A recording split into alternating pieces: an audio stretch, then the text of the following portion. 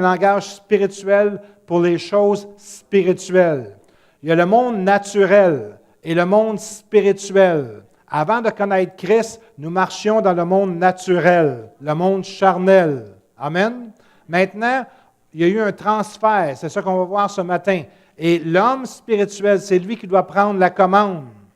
Puis si ça ne se fait pas, on fait juste tourner en rond et notre vie chrétienne est plate. Combien il y en a qui voudraient avoir une vie chrétienne super excitante? Ah, ça veut dire qu'elle ne l'est pas, hein? OK, c'est parfait, on va continuer. L'Église, dans son enseignement, a rarement mis en valeur le développement de la vie spirituelle, la vie de l'esprit. C'est comme s'il y aurait eu presque des puissances des ténèbres qui ont empêché l'Église d'enseigner sur la vie spirituelle, sur la nouvelle nature.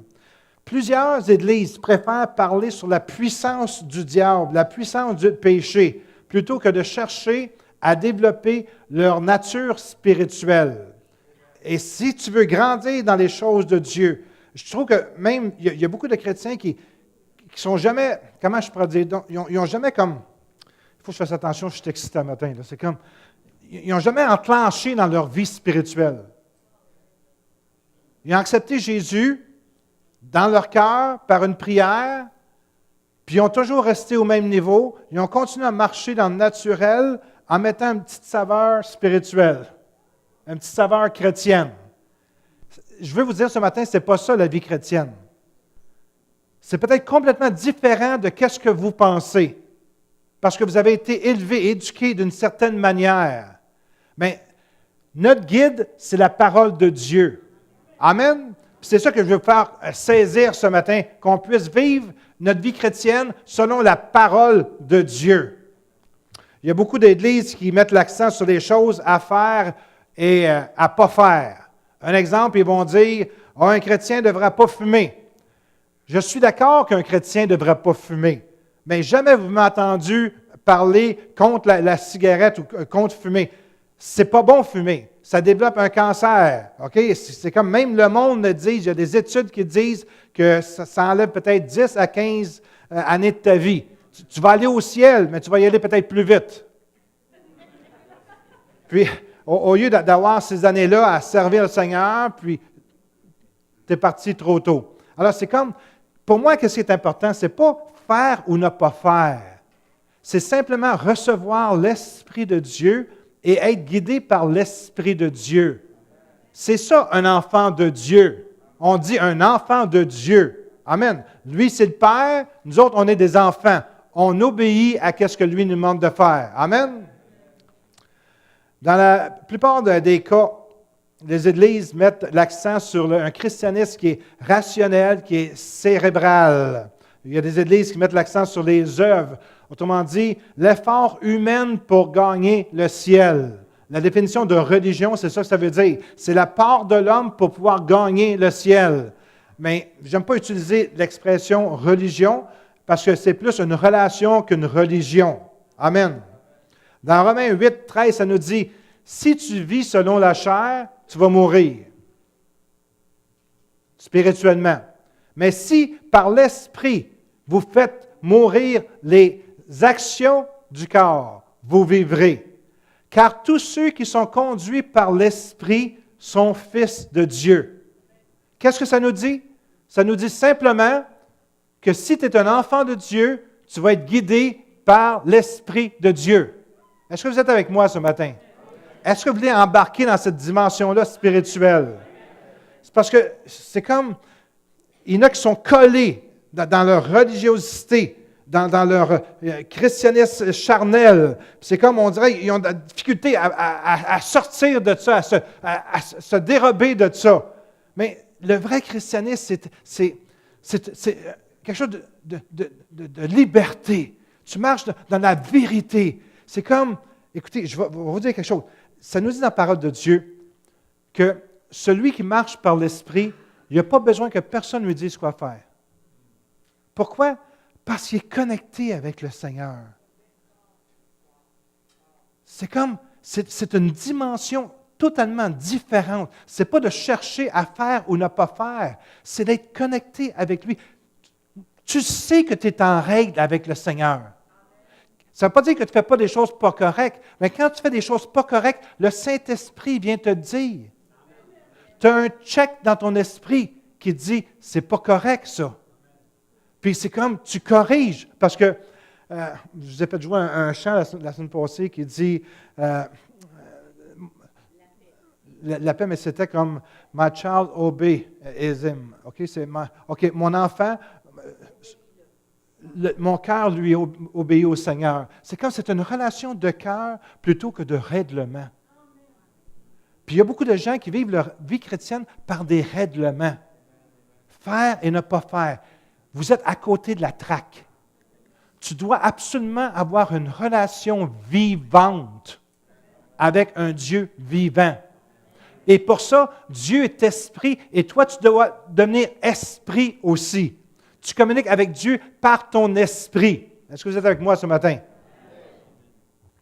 Notre christianisme contemporain, écoutez-moi bien parce que c'est très important de saisir ça, c'est le produit en partie de l'âge des ténèbres.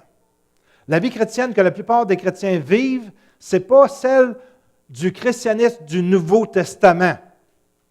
Pratiquement toutes nos pratiques principales sont venues dans un délai de 50 ans sous l'empereur Constantin, en l'an 324, ou dans un délai de 50 ans commençant de la Réforme, en 1517. La plupart des choses que nous faisons dans l'Église, les traditions, les pratiques, viennent de cette période-là. Dans l'ère de Constantin, en 324, Constantin a ordonné à toute la terre, ou tout ce qui était sous sa juridiction, de devenir chrétien. Veux pas, sinon tu mourrais. Combien il y en a qui savent que si je serais obligé de devenir chrétien, puis je ne serais pas chrétien, puis parce qu'on me dirait que je vais mourir, je vais devenir chrétien? Right? Vous deviendrez possiblement chrétien. Mais qu'est-ce que tu emmènes dans l'Église? Ce n'est pas quelque chose de nécessairement bon. Alors, toute l'idolâtrie a rentré dans l'Église. Les superstitions y ont rentré dans l'Église. Allô? Toutes ces choses-là sont rentrées et ça a formé un peu des pratiques religieuses de leur temps qui sont emmenées jusqu'à maintenant, aujourd'hui. Le christianisme de la parole de Dieu biblique, c'est complètement différent. C'est une relation avec un Dieu vivant.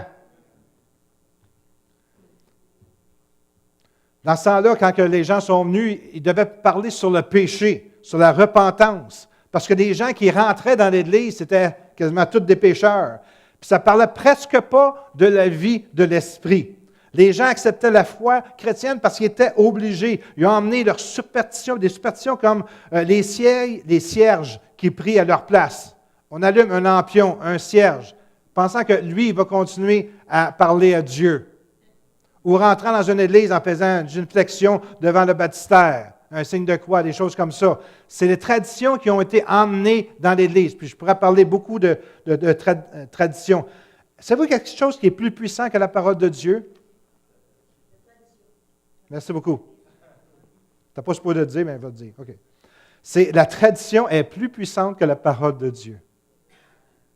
C'est fort, hein?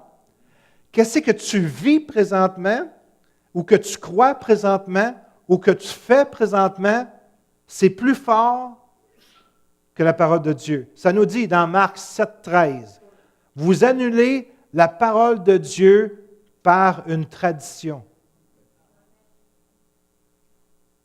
Il y a des habitudes que vous avez dans votre vie chrétienne aujourd'hui qui sont une tradition que vous avez acceptée de vos parents, de vos églises. Ce n'est même pas en rapport avec la parole de Dieu. Vous les faites parce qu'on vous a enseigné ça. Vous annulez la parole de Dieu par une tradition que vous avez vous-même établie et que vous transmettez aux autres. Et vous faites bien d'autres choses du même genre. Pourtant, la raison que Jésus est venu, c'est nous faire connaître la vérité pour nous libérer. Un chrétien qui marche par l'Esprit, il est libre. Il peut danser devant le Seigneur. Il peut louer le Seigneur comme ça. Il n'est pas pogné. Jean 8, 32 nous dit, « Tu vas connaître la vérité et la vérité va te lier. » Ah, excuse. Tu vas connaître la vérité et qu'est-ce que ça va faire? La vérité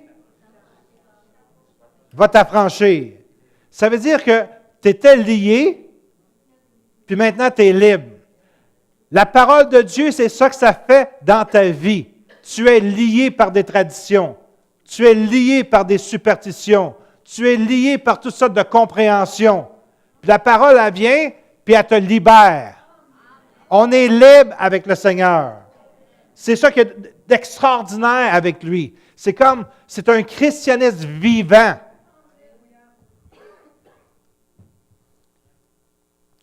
Ce que les chrétiens devraient rechercher, c'est de vivre la vraie vie chrétienne. Amen. Est-ce que vous êtes ici avec moi ce matin? Vous avez l'air. De quoi qu'il parle, lui, un matin, là? Hein? C'est ça la vraie vie chrétienne. C'est une relation avec le Seigneur. S'il y a une vraie vie chrétienne, ça veut dire qu'il y a beaucoup d'imitations. Amen. Parce que si on dit ça c'est le vrai, ça veut dire qu'il y a des imitations aussi. Les imitations sont celles que beaucoup de chrétiens vivent. Ils essaient d'améliorer la vie du vieil homme, de le rendre plus responsable ou plus présentable. Je vous ai déjà enseigné le vieil homme, le nouvel homme. Le vieil homme, des fois, lui est censé être crucifié, c'est ça qu'on va voir. Mais il y en a qui veulent le faire vivre et le rendre plus présentable. Ça ne marche pas. Ils s'efforcent de toute leur force de devenir des meilleures personnes. Je ne m'efforce pas de devenir meilleur. C'est lui qui va me rendre meilleur. Il y a une grosse différence. Parce que tous mes efforts ne me rendront pas meilleur.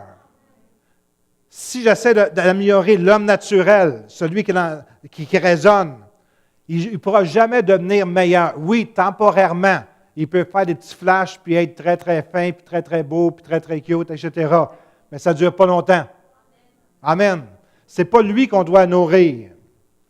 Ils sont désolés des erreurs qu'ils ne cessent de répéter en se sentant coupables de ne pas être de meilleurs chrétiens. Allô? Ils sont là, puis ils disent, pourquoi que je tombe encore? Pourquoi que c'est toujours recommencer? Il nous reste la mauvaise personne. Sais-tu, quand ta vieille nature est morte, elle est crucifiée, elle n'existe plus, tu l'effaces, elle n'est plus là, ça va mieux. Mais quand tu essaies de rendre cette personne-là, avec tout ce qu'elle a appris dans le passé, meilleure, ça ne fonctionne pas, ça ne marche pas. Je peux entendre un amen là-dessus, parce que je me sens tout seul, là. Ils essaient par tous les moyens physiques de transformer leur homme charnel en un homme spirituel. Écoutez, ça fait des siècles que l'homme essaie de s'améliorer. Les moines, dans les monastères, ils s'enfermaient. Ils ne voulaient pas se mélanger avec les gens du monde parce que c'était des pécheurs. Eux autres, ils pensaient qu'ils devaient atteindre un certain degré de spiritualité. Puis des fois, leur chair leur jouait des tours parce qu'il y avait des pensées qui n'étaient pas correctes, qu'ils ne voulaient pas garder. Alors, ils s'en allaient dans leur chambre, ils se déshabillaient, puis ils se fouettaient, se flagellaient pour contrôler leur chair. Puis il y a des centaines, peut-être des milliers de personnes, peut-être des millions de personnes qui ont cette mentalité-là. Il faut que je contrôle ma chair. Ça ne marche pas. Tu nourris la mauvaise personne. Ça ne marche pas. Je le sais, je l'ai essayé. J'ai essayé d'être une meilleure personne par moi-même. Ça ne fonctionne pas, Steph.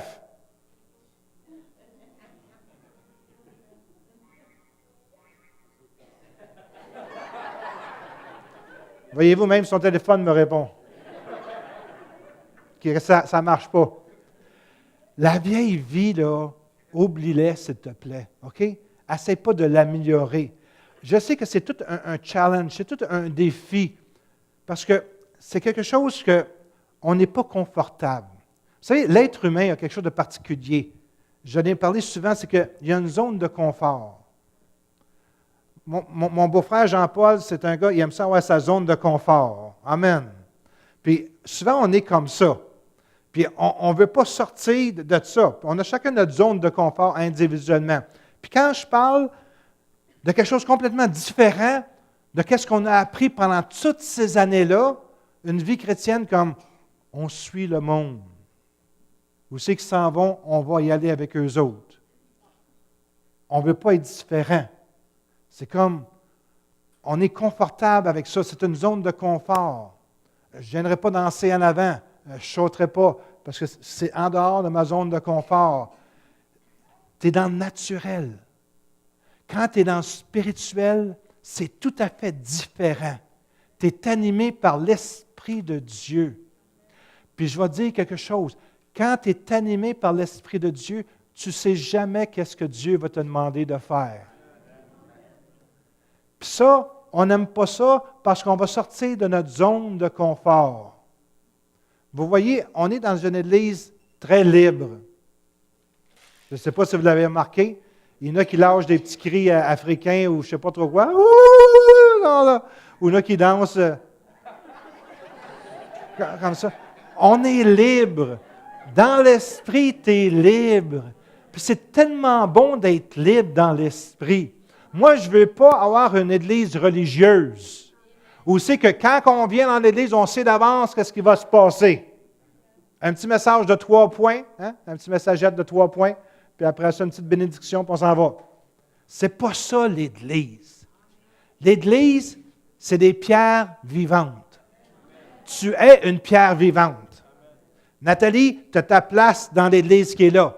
Hein? On a chacun, tu n'as pas dit Église, mais Jean-Paul, Lise, Jean-Paul, Linda, vous avez une petite place, vous avez une pierre. Vous êtes là, vous formez l'Église. Vous êtes l'Église. Attendez pas que quelqu'un d'autre soit l'Église, vous êtes l'Église. Vous êtes une partie intégrante de l'Église. Vous avez un rôle à jouer. Puis moi, je ne sais pas c'est quoi le rôle que vous avez à jouer. Mais si tu le joues, tout le monde va savoir que tu l'as bien joué. Parce que quand on est guidé par l'Esprit, c'est différent d'être guidé par la chair. Parce que quand tu es guidé par la chair, c'est comme tu veux attirer l'attention vers toi. Mais quand tu es guidé par le Saint-Esprit va me dire que qu'est-ce que tu fais, c'est correct. Parce qu'il y a juste un esprit. Amen? Mais quand tu es guidé par la chair, il y a différents esprits. Et chacun des esprits veut faire des choses différentes. Il n'y a pas d'harmonie, il n'y a pas d'unité. Mais il y a une unité dans le Saint-Esprit. Pour ça, on a une paix, la paix que Jésus donne, que personne d'autre ne peut te donner. Pourquoi? Parce que c'est lui qui est en charge. Vous savez, quand quelqu'un apporte une parole, puis c'est vraiment de l'Esprit, tout le monde va savoir que c'est de l'Esprit. Amen? Quand quelqu'un apporte une parole par lui-même, puis c'est les émotions, puis il veut se faire voir, puis il veut développer son ministère, le monde est là. Ouais. C'est dans la chair. On ne le reçoit pas dans l'Esprit. On est des êtres spirituels. L'Église de Jésus-Christ devait être une Église spirituelle. On doit parler un langage spirituel. La pire chose dans une Église, c'est faire rentrer la chair, faire dominer la chair. On n'en veut pas de ça. On veut être spirituel, marcher par l'Esprit. Puis il y a une harmonie dans l'Esprit. Tout le monde le sait quand on fait des bonnes choses.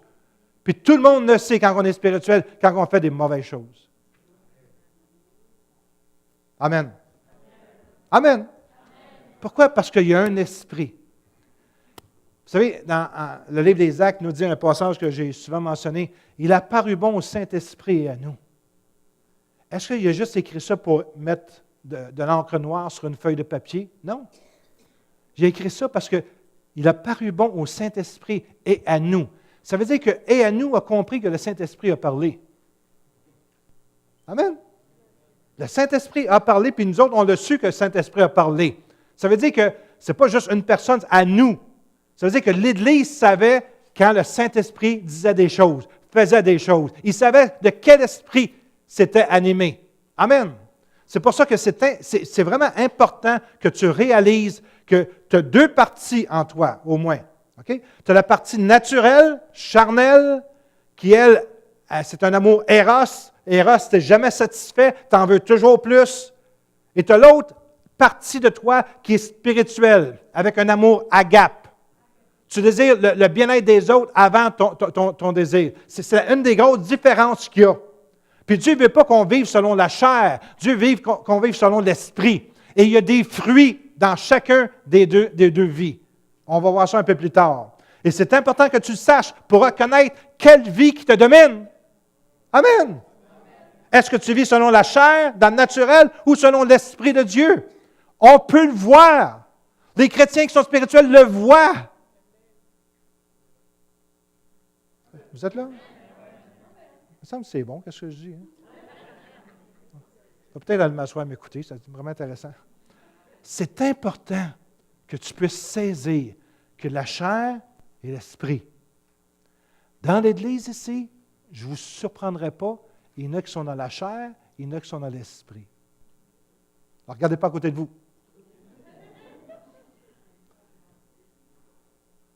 Comment on fait pour voir la différence? Celui qui est spirituel le voit. Celui qui est dans le naturel ne le voit pas.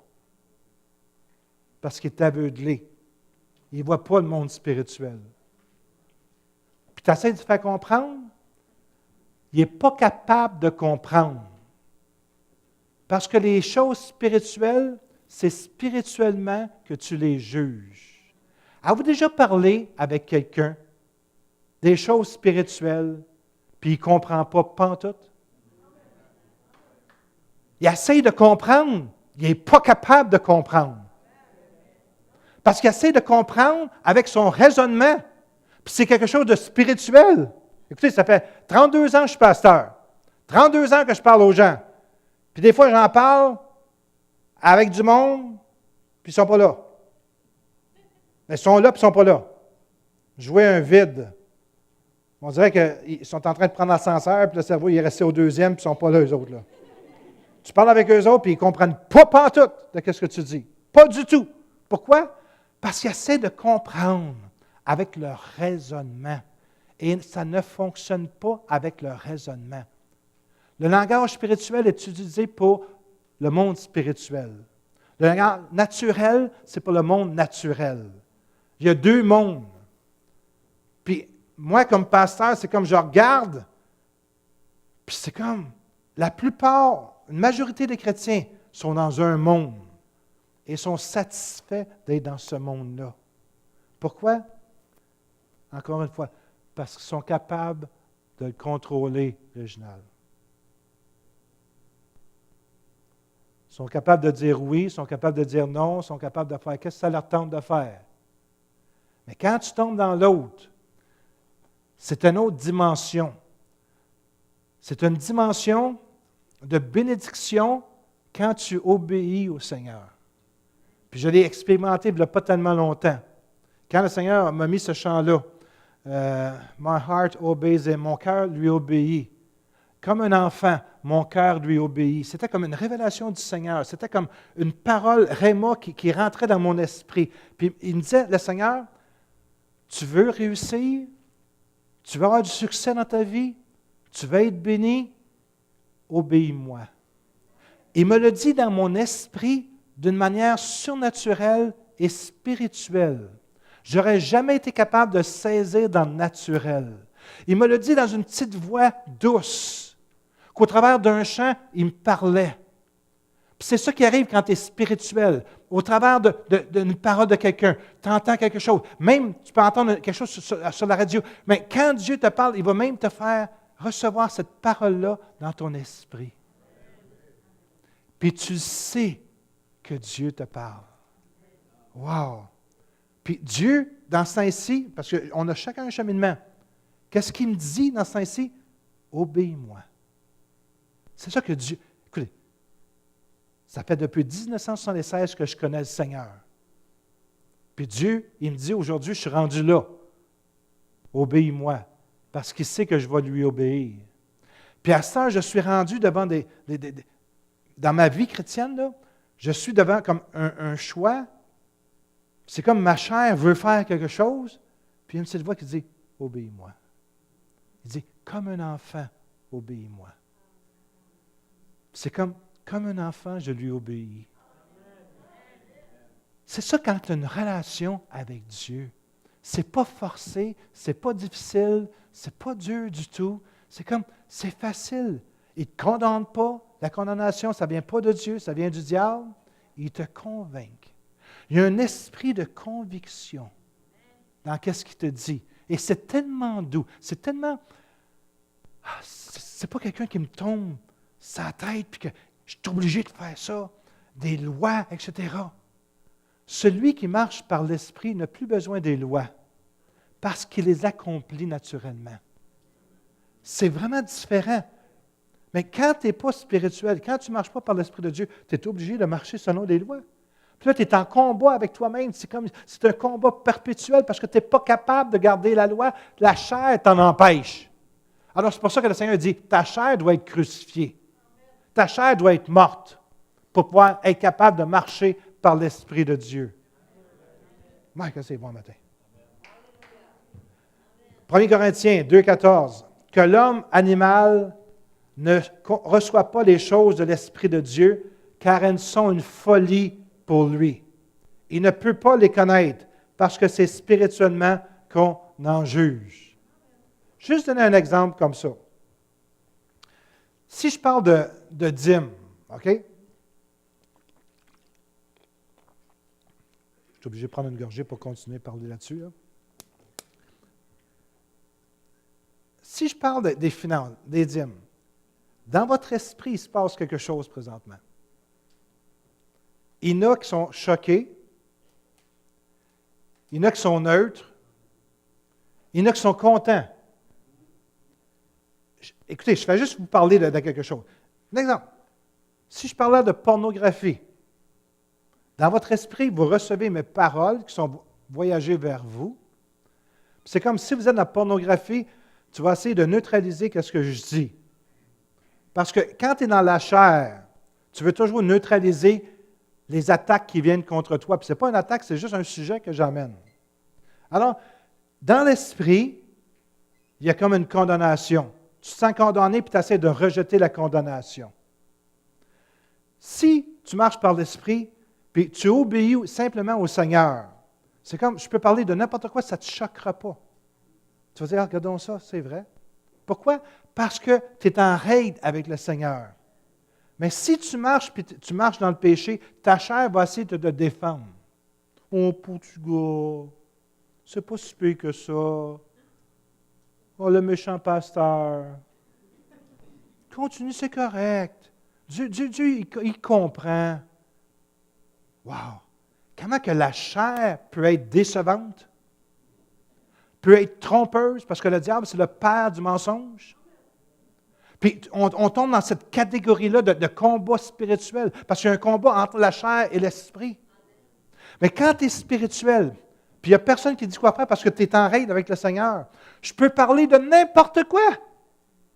Puis ça va être bien reçu parce que les gens sont comme à l'aise avec ça. Ils n'ont pas de problème, ils obéissent à leur père. Mais quand tu marches dans la désobéissance, puis on amène un sujet, tout de suite, il y a une réaction dans la chair. Cette chair. Est-ce que c'est vrai ce que je dis? Mais payez votre dîme, là. Hein? Amen. Quand la vie de Dieu est transmise à notre esprit, il se produit un changement spirituel qui affecte ta vie naturelle. Je répète, est-ce que vous avez saisi ce que j'ai dit? Quand la vie de Dieu est transmise à notre esprit, il faut que se produise un changement spirituel qui affecte ta vie naturelle. La plus belle illustration qui est dans la parole de Dieu, c'est Zachée. Je ne sais pas si je l'ai lu dernièrement, mais Zachée, dans Luc 19, 2. Et voici un homme riche appelé Zachée, chef des publicains, cherchait à voir qui était Jésus, mais il ne pouvait y parvenir à cause de la foule, car il était de petite taille. Il courut en avant et monta sur un sycomore pour le voir parce qu'il devait passer par là. Lorsque Jésus fut arrivé à cet endroit, il leva les yeux et dit, « Zachée, hâte-toi de descendre, car il faut que je demeure aujourd'hui dans ta maison. » Jésus dit, « Aujourd'hui, je veux demeurer dans ta maison. Zachée se hâta de descendre et le reçut avec joie. Tu sais, quand que tu reçois Jésus, il y a juste une manière de le recevoir, c'est avec joie. Si tu n'as pas de la joie quand tu reçois Jésus, me demande qu'est-ce que tu as reçu. Amen. Amen. Quand j'ai reçu Jésus, j'ai capoté, moi. C'était comme, wow! Jésus vient, un changement radical. Pour moi, écoute, Jésus, c'est la bonne nouvelle. Est-ce que tu es capable de rester inerte? Oh, je viens de recevoir une bonne nouvelle. Je suis vraiment content. Wow! Jésus, c'est l'allégresse. Puis, le pire, c'est ceux qui étaient un petit peu bons. Eux autres, ils ne voient pas la différence. C'est comme celui qui devait 2 piastres, puis il remet son 2 piastres, puis l'autre, 2 piastres, c'est correct. Il n'est pas plus content que ça. Mais si quelqu'un, je devais 1 million à quelqu'un, puis il me dit, ton million, garde-les. Hey, je sauterais de joie. Hein? Amen? Alors, c'est comme, il y a des gens qui ont accepté le Seigneur dernièrement. Je peux parler de Kirlen. Je peux parler de toi un peu, Kirlen, 2 minutes. Hein? Parler de toi. C'est correct si je mentionne ton nom? Oui. Qu'est-ce que ça veut dire, ça? Oui, OK. Kirlen, elle venait à l'église, right? Mais elle n'était pas vraiment convertie. Elle venait à l'église parce que sa mère la traînait par les cheveux. Non. Elle venait à l'église, OK? Parce que sa mère, viens à l'église le matin, ça va te faire du bien. Elle venait. Quand elle a été convertie, je dis ça parce que c'est récent, elle n'est plus la même personne. Ceux qui la connaissent aujourd'hui, là, OK, même sa mère, qui compte ça, elle est dans la parole de Dieu à cœur de journée, elle pose des questions, elle est comme ci, elle est comme ça. Pourquoi? Elle est exubérante. Pourquoi? Parce qu'elle a reçu Jésus. Elle a reçu Jésus avec joie. Son visage n'est plus le même qu'elle était. Alors, des fois, je me pose la question, quand quelqu'un me dit, « Moi, j'ai reçu Jésus. Je suis très joyeux. Joyeux. Nous sommes joyeux et nous débordons de joie. » Il y a des gens qui sont tellement joyeux. Je me pose la question, est-ce qu'il y a eu une vie spirituelle qui est rentrée dans son esprit pour la régénérer, pour changer cette personne-là?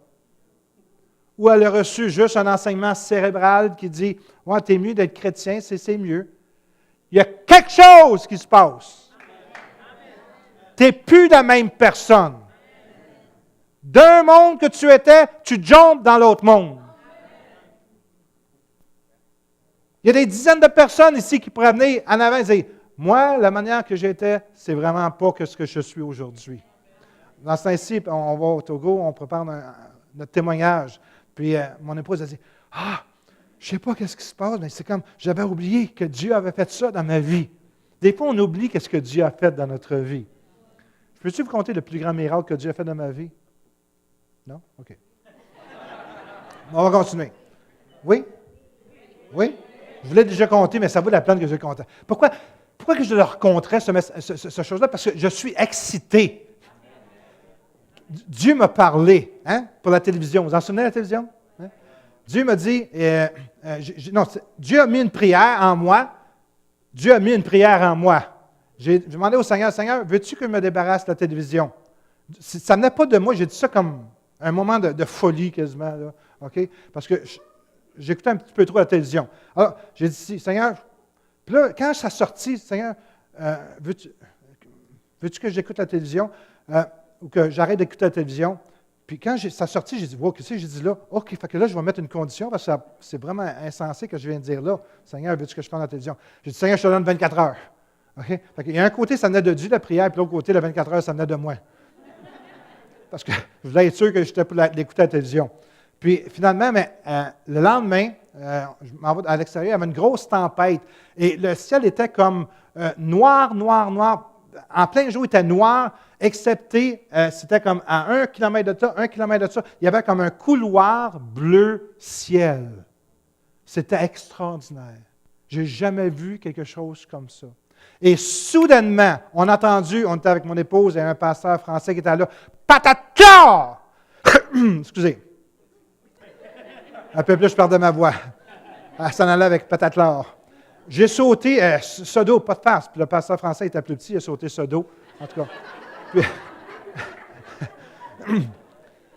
Puis là, je me souvenais que quand une boule de feu rentre dans la maison, parce que c'était vraiment comme blanc qui a sauté à terre, il rentre dans la maison, ça détruit tout dans la maison. Je cours dans la maison, je check tout pour voir s'il n'y a pas le feu, puis s'il n'y a pas de défaite. Puis la seule chose qui ne fonctionnait pas, c'était quoi?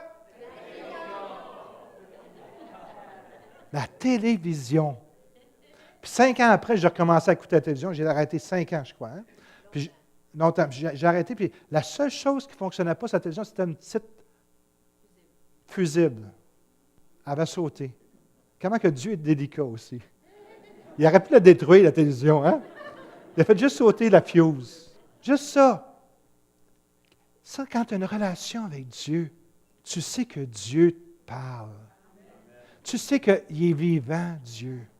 C'est comme, tu es content d'avoir cette relation-là avec Dieu parce que tu sais qu'est-ce que Dieu te demande. 20 ans après ou 30 ans après, je suis là. Dieu me parle encore et dit, comme un enfant, mon cœur t'obéit. C'est comme si Dieu me parle. Il dit, maintenant, tu es rendu à un stage que quand je vais te demander quelque chose, je veux que tu m'obéisses. J'étais là tout à l'heure. Maintenant, je suis là. Je ne sais pas aussi que je vais être dans une couple d'années, mais je suis dans mon cheminement spirituel avec le Seigneur. Puis le Seigneur, maintenant, me demande, quand je te demande quelque chose, comme un enfant, tu m'obéis. C'est-tu pas merveilleux d'avoir une relation avec Dieu, un Dieu qui est vivant, un Dieu qui est là à tes côtés? Amen. Alors, Zachée se hâta de descendre et le reçut avec joie. On doit recevoir avec joie la vie éternelle. Puis s'il n'y a pas de joie, il y a quelque chose qui ne marche pas. Il doit y avoir quelque chose qui se passe dans ton esprit. Voyant cela, tous murmuraient et disaient, « Ah, il est allé loger chez un pécheur. » Ça, c'est la réaction des religieux. Amen. Quand Dieu fait quelque chose dans l'esprit, le religieux, il est choqué. Parce qu'il ne comprend pas les choses spirituelles. Les choses naturelles ne peuvent pas être comprises dans les choses spirituelles. Eux autres, les religieux, sont naturels. Ils ne peuvent pas comprendre ce que Dieu fait. Mais Zachée se donna devant le Seigneur. Robert, veux-tu venir au piano, s'il te plaît? Je pensais aller plus loin un matin, mais en tout cas. Mais Zachée se donna devant le Seigneur et dit, voici, je suis sûr qu'il a été converti, Zachée, parce que c'était un publicain, celui qui récoltait l'argent des gens. Et voici ce qui est arrivé. Mais Zachée, se tenant devant le Seigneur, lui dit, voici, Seigneur, je donne aux pauvres la moitié de mes biens. Sais-tu quelque chose? Quand quelqu'un donne la moitié de ses biens, il a été touché par Dieu. Quand l'argent, pour lui, ce n'est plus un problème, il a été touché par Dieu. Et si j'ai fait tort à quelqu'un, je lui rends au quadruple. Et il s'est passé quelque chose dans le cœur de Zachée. Jésus lui répondit, « Le salut est entré aujourd'hui dans cette maison parce que celui-ci est aussi un fils d'Abraham. Car le Fils de l'homme est venu chercher et sauver ce qui est perdu. » Celui qui reçoit la vie éternelle passe du royaume de la mort au royaume de la vie. Et pour passer entre les deux, entre la mort et la vie, écoutez-moi bien, regardez-moi dans les deux quenouilles. Quand tu passes de la mort à la vie, il faut qu'il se passe quelque chose. Parce que si tu es toujours la même personne, puis il n'y a aucun changement qui se passe, peut-être tu as juste été piqué par une moustique, puis il ne s'est rien passé. Amen. Allô? Puis je vais vous dire quelque chose.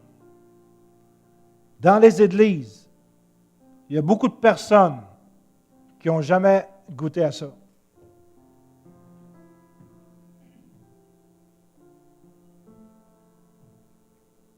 Ils ne sont jamais nés de nouveau, puis ils ne savent même pas, parce qu'on parle des choses spirituelles, puis ils ne comprennent pas, parce qu'ils sont dans le naturel. Tu passes de la vie à la mort. Quand tu passes de la vie, de la mort à la vie, tu sais que tu es vivant. Quand tu es mort, tu ne le sais pas. Colossiens 1,13. Il nous a arrachés du pouvoir des ténèbres et nous a fait passer dans le royaume de son Fils bien-aimé. On a changé de royaume et pour pouvoir rentrer dans le royaume de Dieu, on a reçu une nouvelle nature. Parce que tu n'es pas capable de rentrer dans le royaume de Dieu avec ton ancienne nature. Romains 6,4, puis je termine avec ça. La semaine prochaine, je vais parler sur le transfert du pouvoir de notre ancienne vie à notre nouvelle vie. Romains 6,4 nous dit, « Nous avons donc été ensevelis avec lui par le baptême en sa mort, afin que comme Christ est ressuscité des morts par la gloire du Père, de même aussi nous marchions en nouveauté de vie. » On est mort, on est ressuscité. Le baptême, quand les gens se font baptiser, ils sont baptisés, ça représente leur ancienne vie. Puis après ça, tu ressors en nouveauté de vie. Un chrétien, c'est celui qui marche en nouveauté de vie. Il ne devra même pas avoir de mauvaise compréhension ou de choses, parce que la différence entre marcher dans le naturel et marcher dans l'esprit, c'est totalement différent. Puis je veux vous encourager à examiner votre propre vie, à dire, « Wow, est-ce que j'ai plus de fruits de quelqu'un qui vit dans le naturel? Ou est-ce que j'ai le fruit de l'esprit qui est en moi? » On connaît le fruit de l'esprit, on va en parler dans les prochaines semaines. L'amour, la paix, la bénignité, la douceur. Ça, c'est le fruit de l'esprit. La chair est toujours en train de se remettre en question. Elle est toujours en train de revendiquer quelque chose, à s'attendre quelque chose des autres personnes, constamment. Tu es dans la chair. Tu en veux toujours plus. Tu dénigres les autres. Tu abaisses les autres parce que tu veux que ta chair puisse augmenter. Mais quand tu es dans l'esprit, c'est plus toi qui es en charge. C'est lui qui est en charge. Ce n'est plus moi qui vis. C'est Christ qui vit en moi. Tout ce que j'ai ne m'appartient pas, il appartient à lui. Écoutez, si Dieu nous disait, à mon épouse et moi, puis je vais prendre par surprise un peu, puis il disait, donne ta maison à un tel. On y donnerait. Moi, j'y donnerais en tout cas. Je ne parle pas de moi ce matin. Mais il faudrait que je sois sûr que c'est Dieu qui me parle. Vous voyez, hein? Quand je travaillais à HL, je gagnais 70 000 $ par année. Je suis tombé à 12 000 $. C'était pour être un gros changement. Les femmes sont très insécures. Pour elles, que je lâche la job à HL, que ça faisait 10 ans que je faisais là, que je travaillais là, puis il me restait juste plusieurs années pour être ma pension, je serais déjà 10 ans retiré déjà, là, à plein salaire. Pour elle, mon épouse, c'était tout un sacrifice. Parce qu'elle abandonnait sa sécurité.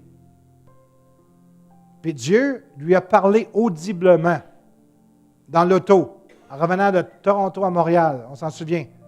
Il a dit, Louise, Pierre va te dire qu'il va lâcher sa job, c'est correct. Hey, ma belle-mère a dit en combien d'années qu'on avait perdu 150 000? En 3 ans, 250 000 $ qu'on avait perdu. Sans compter que ça continue. Sans compter toutes les années après. Si ce n'est pas l'esprit, tu as de l'air fou, hein? Mais on a su que c'était l'esprit. Alors, quand je vous dis que si Dieu me dirait, donne ta maison à un tel, venez pas me voir pour avoir ma maison, là, OK? C'est pas ça que je dis du tout. Savez-vous que je le ferais? Pourquoi? Parce que je vis selon l'Esprit de Dieu. Puis la maison ne m'appartient pas, elle lui appartient. Tout ce que j'ai lui appartient. C'est pour ça que je peux donner ma dîme facilement, parce que c'est même pas à moi, c'est à lui. Puis même, comme Kurt Biederman disait, le 90 qui me reste, je le gère selon qu'est-ce que lui veut que je fasse. Parce que ça ne m'appartient pas, c'est à lui. Ce n'est plus moi qui vis, c'est Christ qui vit en moi. C'est dans cette dimension-là que les chrétiens devraient vivre leur vie chrétienne. Si tu n'es pas dans cette dimension-là, tu es dans la chair. Puis ça va toujours aller mal dans la chair. Parce que c'est le diable qui a nourri. Wow. On va baisser nos têtes ce matin.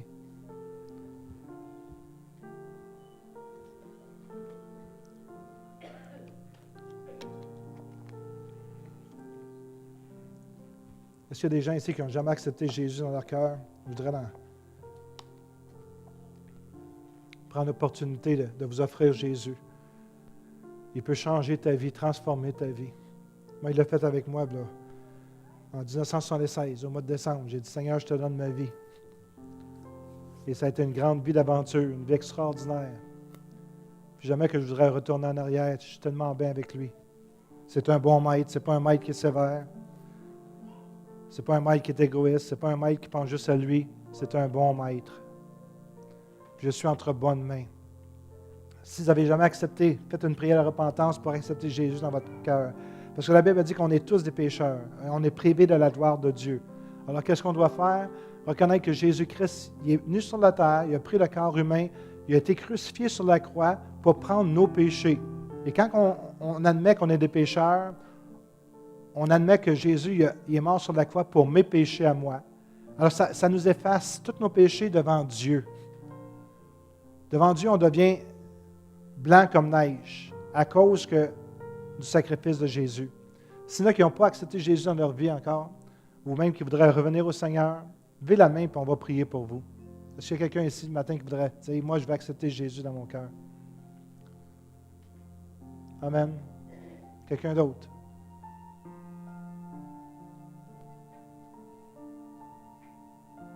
Amen. OK. Praise. Quelqu'un d'autre? Amen. On va prier pour toi tantôt après. J'ai un deuxième appel ici. Quand tu deviens un enfant de Dieu, tu as un privilège. Celui de la santé divine. Parmi tous les privilèges. Puis quand tu es malade, le Seigneur a dit qu'il a pris sur lui toutes tes maladies.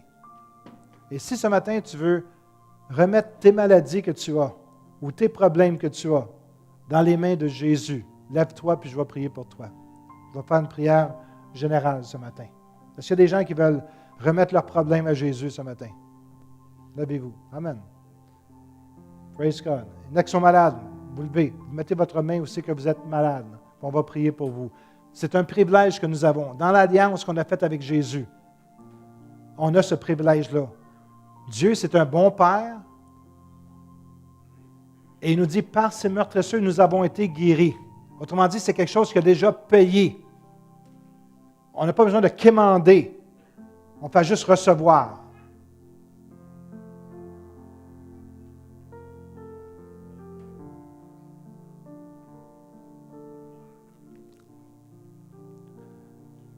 Père Céleste, je suis ici ce matin. Parce qu'un jour, tu m'as appelé à te servir, à venir proclamer l'Évangile. L'Évangile, c'est une bonne nouvelle. Et Seigneur, j'ai toujours cherché de faire de mieux que j'ai pu, de proclamer la bonne nouvelle. Et parmi cette bonne nouvelle-là, Seigneur, tu nous dis que par tes meurtrissures, toi, Jésus, par tes meurtrissures, nous avons été guéris. Alors, Seigneur, tous ceux qui sont ici ce matin, qui sont debout, et qui te regardent, et qui disent, tu es un bon Père, parce que tu es un bon Père. Et ils regardent vers toi, ils ne regardent pas vers moi, Seigneur, ils regardent vers toi. Toi qui as envoyé ton Fils, Jésus-Christ, que tu aimais plus que tout au monde.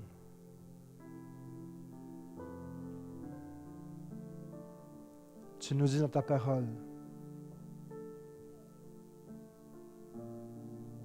que c'est par ces meurtrissures que nous avons été guéris. Alors nous voulons t'offrir, Seigneur, ces maladies ce matin, que tu puisses les prendre, dans le corps de chaque personne ici présente. Ceux qui ont des problèmes de cœur, ceux qui ont des problèmes de dos, tu les prends, Seigneur. Ceux qui ont des problèmes de diabète, Seigneur, de pression, tu les prends, Seigneur. Ceux qui ont des problèmes avec leurs yeux, Seigneur, tu les prends. Tu prends toutes les maladies. Ce n'est pas nous, Seigneur, c'est toi. Et je te remercie. Alors, Seigneur, je déclare ce matin, vous êtes guéris au nom de Jésus-Christ de Nazareth. Recevez votre guérison. C'est votre Père qui vous la donne à cause du sacrifice de Jésus. Je te remercie, Seigneur Dieu.